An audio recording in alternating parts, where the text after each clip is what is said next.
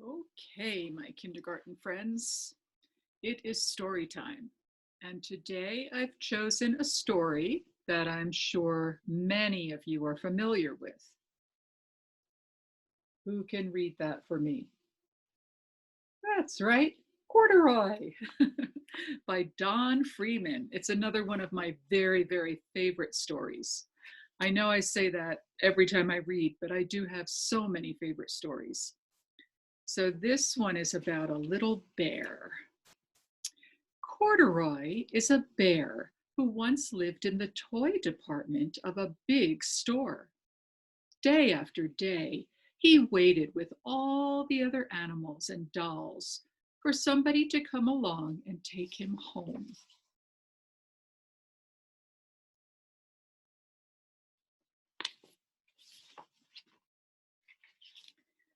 The store was always filled with shoppers buying all sorts of things, but no one ever seemed to want a small bear in green overalls.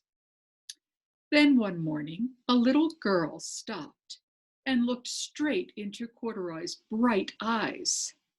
"Oh, Mommy," she said, "look, there's the very bear I've always wanted." "Not today, dear," her mother sighed. "I've spent too much already. Besides, he doesn't look new.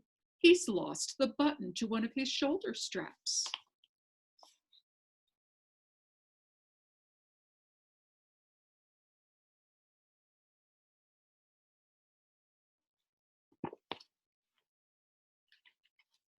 Corduroy watched them sadly as they walked away.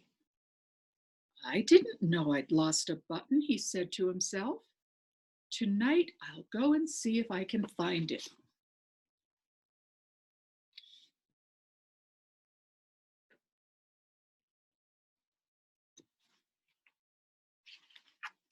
Late that evening, when all the shoppers had gone and the doors were shut and locked, Corduroy climbed carefully down from his shelf and began searching everywhere on the floor for his lost button.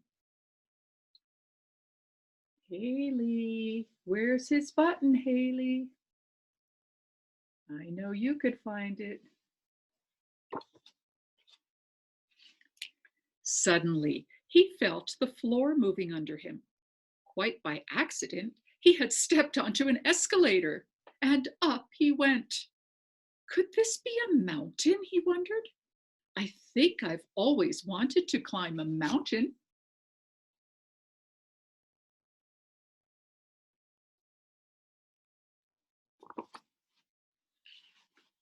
He stepped off the escalator as it reached the next floor, and there, before his eyes, was a most amazing sight. Tables and chairs and lamps and sofas and rows of beds. "This must be a palace," Corduroy gasped. "I guess I've always wanted to live in a palace."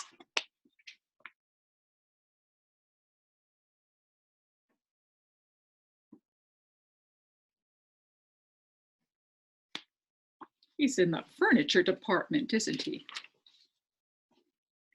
He wandered around, admiring the furniture. "This must be a bed," he said. "I've always wanted to sleep in a bed." And up he crawled onto a large, thick mattress. All at once, he saw something small and round. "Why, here's my button," he cried. And he tried to pick it up. But like all the other buttons on the mattress, it was tied down tight.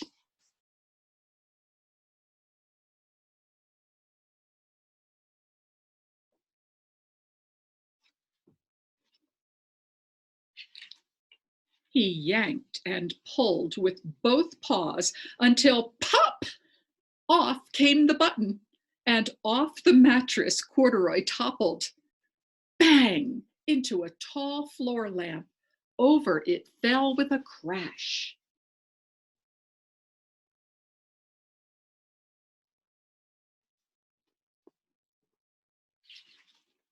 Corduroy didn't know it, but there was someone else awake in the store. The night watchman was going his rounds on the floor above. When he heard the crash, he came dashing down the escalator. "Now, who in the world did that?" he exclaimed. "Somebody must be hiding around here."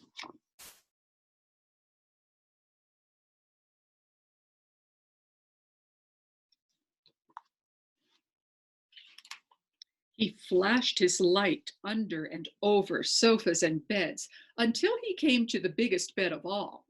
And there he saw two fuzzy brown ears sticking up from under the cover. "Hello," he said. "How did you get upstairs?"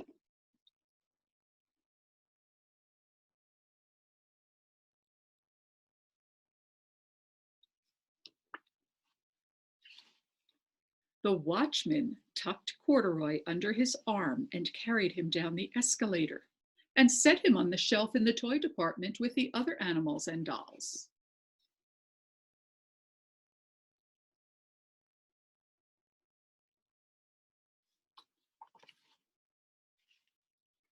Corduroy was just waking up when the first customers came into the store in the morning, and there, looking at him with a wide, warm smile, was the same little girl he'd seen only the day before. "I'm Lisa," she said, "and you're going to be my very own bear. Last night I counted what I've saved in my piggy bank, and my mother said I could bring you home."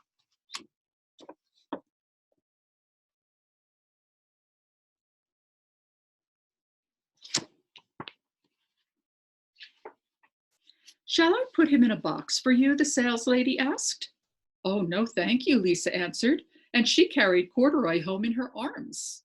She ran all the way up 4 flights of stairs into her family's apartment and straight to her own room.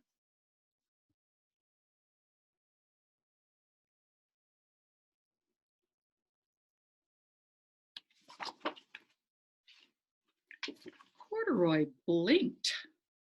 There was a chair and a chest of drawers, and alongside a girl-sized bed stood a little bed just the right size for him. The room was small, nothing like that enormous palace in the department store. "This must be home," he said. "I know I've always wanted a home." Lisa sat down with Corduroy on her lap and began to sew a button on his overalls. "I like you the way you are," she said, "but you'll be more comfortable with your shoulder strap fastened."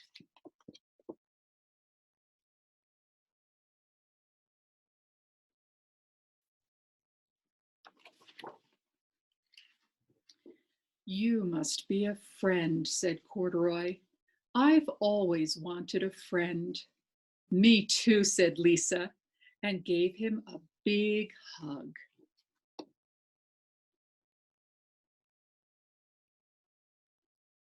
And that's the end of such a wonderful story. I love the ending. And it kind of reminds me of the stuffies that you guys brought to school every now and then, especially Jace. He always had that little stuffed animal called Precious that he liked to bring to school, and it looked like a very, very well loved stuffy. I hope you're all doing well, staying healthy, staying safe, and I hope to see you all again really soon. I miss you. Bye bye.